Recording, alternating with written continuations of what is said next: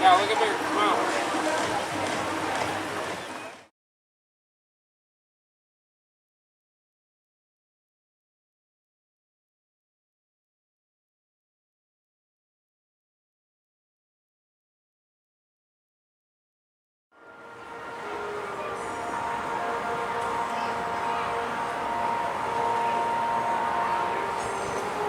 This, of course, is Icebreaker. Will be opening later this spring. Moving right along.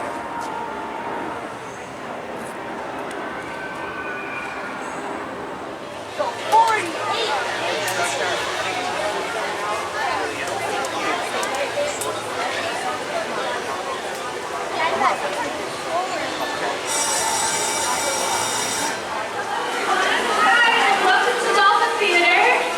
My name is Ashley, and I'm one of the trainers here at Dolphin Theater. I'm so excited that you guys are here for Inside Look at Dolphin Theater today.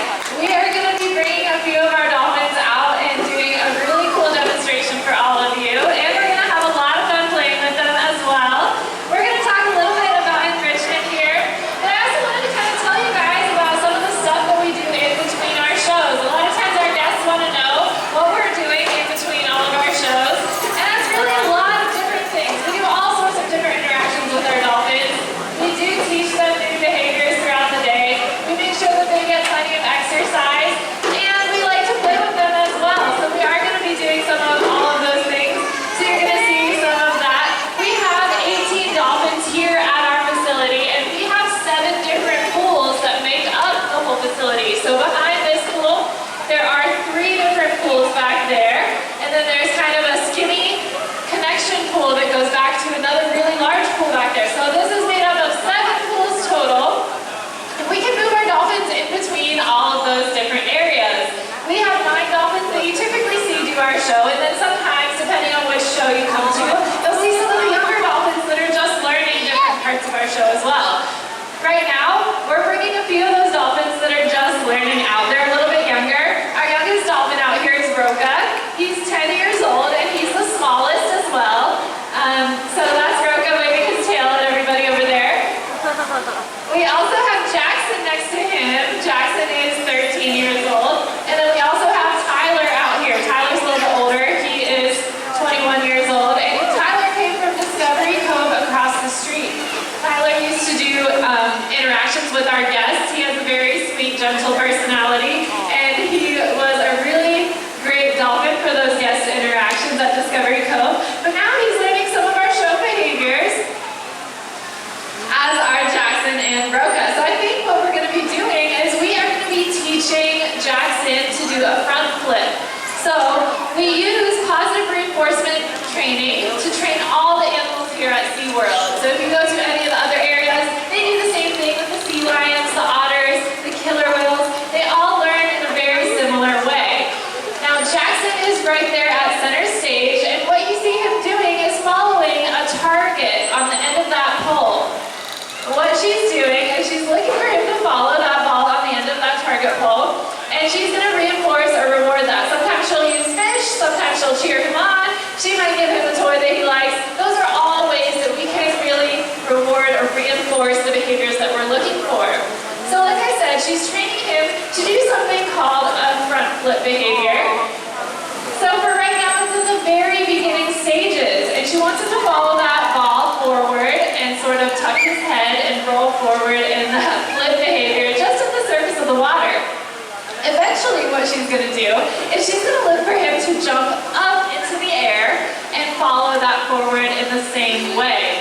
So we're going to demonstrate that here in a minute with Roca, who already knows how to do a front flip, so he'll show you guys what that looks like in the end.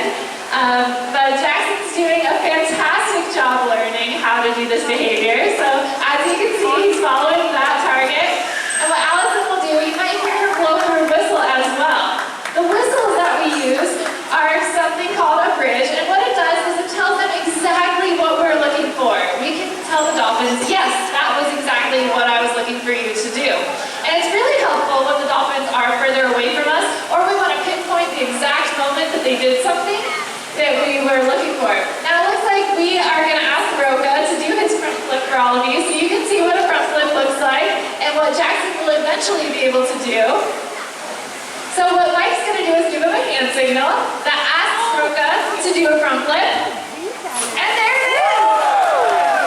Nicely done, Roka. There's one more.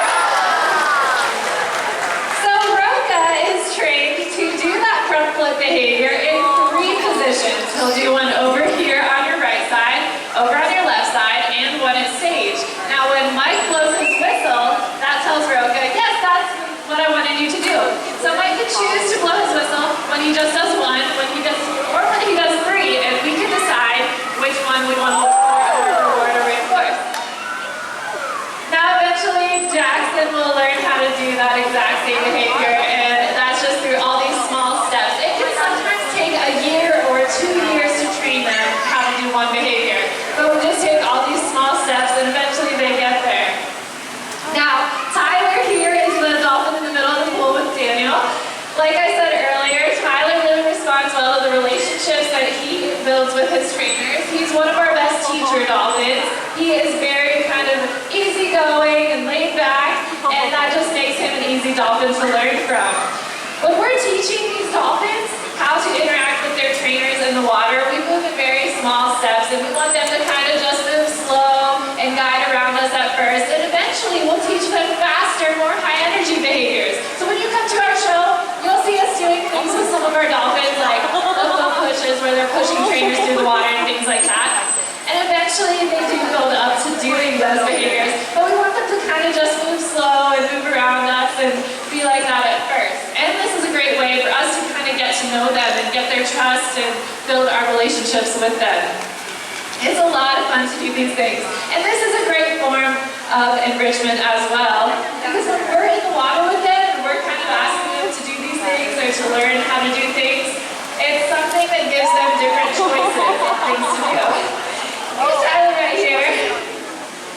Now, what enrichment is it's giving animals different choices of things that they can do throughout their environment. So we want to make environmental changes or change different things that are in your environment to give them lots of choices of things to do so that they're not just always doing the same thing. We want to make it interesting and make their day variable and different throughout the day. So us getting in with them and us giving them these different learning behaviors that they can kind of problem solve and figure out what to do. And Jackson over there trying to figure out how to move his body into that front flip. Those are very enriching things for them to do. A lot of people think of their toys as the main form of enrichment, and they definitely are.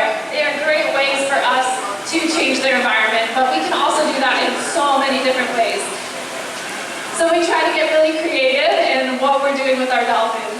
Now, Allison over there was just signing Jackson up on stage. That's an important behavior because we do train our animals to do husbandry behaviors as well. What husbandry means is it means anything that's kind of medical related. So our veterinary staff can come and help us with anything that's health related. Some of you guys might be able to see over in this pool, all the way on the right-hand side, there's a big white platform in that pool that the dolphins can slide up on, and that is our scale that we have here. We do weigh our dolphins every single week. Our largest dolphin, Starbuck, weighs about 650 pounds, and then Roka here is our smallest. He's just about 400 pounds. So we do weigh them every week. We also get help with our veterinary staff will come and get different samples from them. They'll do voluntary blood samples, which we draw from their tail fluid. And now they're saying goodbye to all of you. That's Tyler, Jackson, and Roka. They're going to be heading back to that side over there. Now, yeah, let's hear it from Jackson, Roka, and Tyler.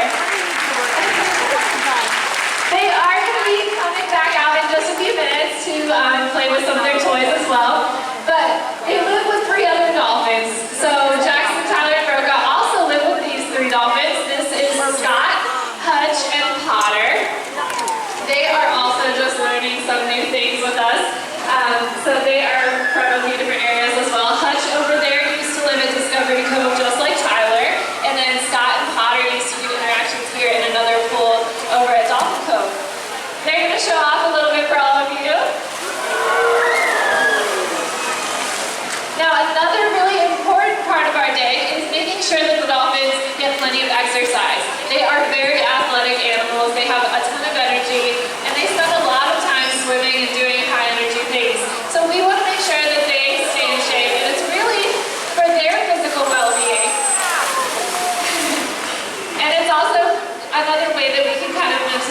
stimulate them as well. So when you see them continuing to jump around the pool and do these different jumps, sometimes we ask them to do several different jumps, and that's one way that we can exercise them. We can also ask them to just swim fast around the pool, called a passive behavior. That was called a belly reach, and that was Hutch. Hutch is one of our only dolphins who knows how to do that center belly reach behavior.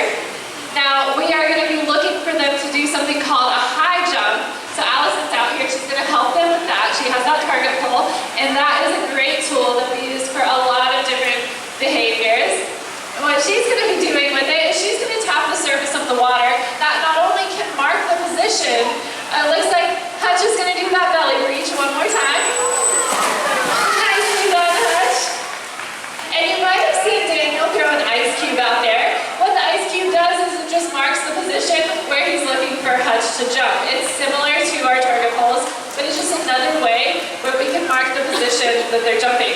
So Allison's going to be tapping the surface of the water with that target pole, and that not only marks the position where we're looking for them to go, but she can also use that to help them increase their energy. So sometimes what we do is we wait for the dolphins to get really deep in the pool, and then we can tap, and it can increase the intensity of their jump.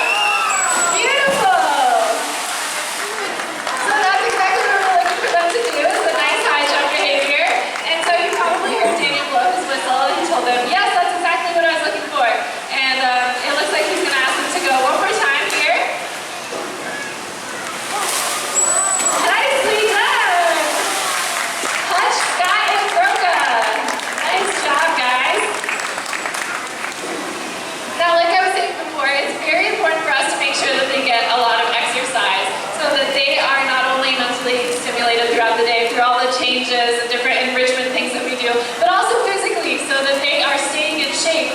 And this just kind of keeps here they go on a fast swim. So this is another way we can exercise them. They can just swim really fast laps around this pool. This is Hutch and Scott showing off their fast swim for all of you. Dolphins can swim at speeds of up to 20 miles per hour. So sometimes we ask them to continue these fast swim behaviors for us. Very nicely done. Now here in just a moment, we are going to be bringing all 6 dolphins out, and we're going to show you guys how we play with them as well. It looks like Potter is headed over towards Allison, and she's going to help him out. Now Potter is a little bit less experienced than both Hutch and Scott. So Potter is still kind of learning. He was one of the slowest dolphins to learn, and they all learn at very different paces. They're just like people. They have different ways of learning and different experience levels. So Potter there is one of our dolphins who is still really, catching up to the other guys. But he's doing really, really great.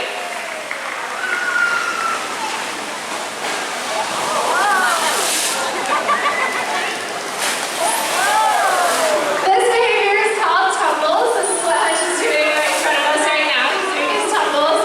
And that's something where he knows how to do that behavior in 3 different positions as well. And that can sort of be a building block to training the front flip that we saw them working on earlier as well.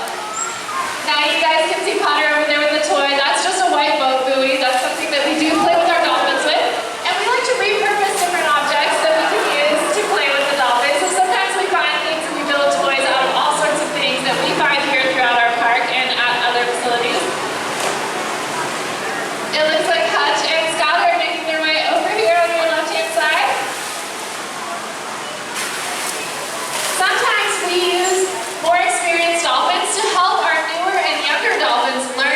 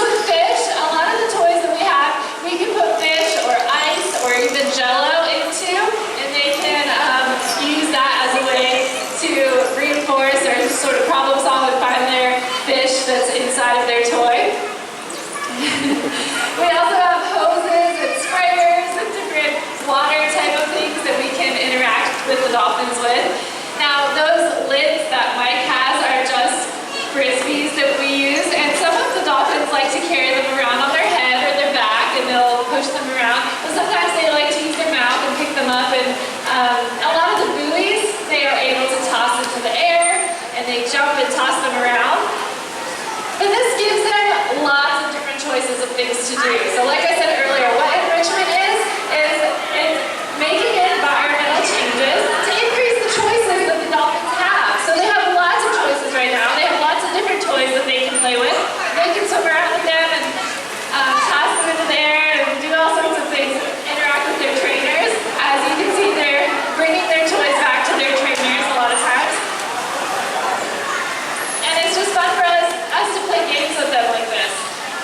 Now, I'm going to open it up. If anyone has any questions, go ahead and put your hand up in the air. I'll come around and answer a few of your questions for you.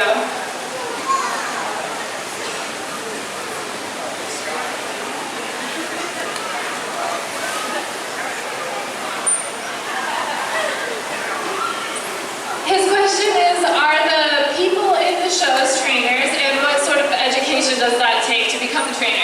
That's a great question. They are all trainers. Everybody that you see in the show has the same sort of background or qualifications. Some of us have different college degrees. Most trainers will have a degree either in biology or psychology, just a 4-year bachelor's degree. And then while you're in school, getting animal experience is really helpful. So internships or any kind of jobs with animals. And then getting scuba certified and having strong swimming skills are also important. So if you have those things and you apply for our job, you'll have a great shot at getting the job. Any other questions? Here, I'll come around that